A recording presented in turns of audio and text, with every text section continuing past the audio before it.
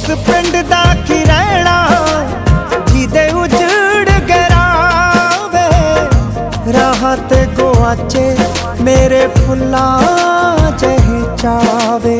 ਸੀ ਮੁਕੱਦਮੇ ਤਾਂ ਲੱਖਾਂ ਤੇ ਮੈਂ ਇੱਕ ਚੋਂ ਬਰੀਆਂ, ਇੱਕੋ ਦੁੱਖ ਰਹਿਣਾ ਤੇਥੋਂ ਦੂਰ ਹੋ ਕੇ ਮਰੀਆਂ, ਇੱਕੋ ਦੁੱਖ ਰਹਿਣਾ ਤੇਥੋਂ ਦੂਰ ਹੋ ਕੇ ਮਰੀਆਂ।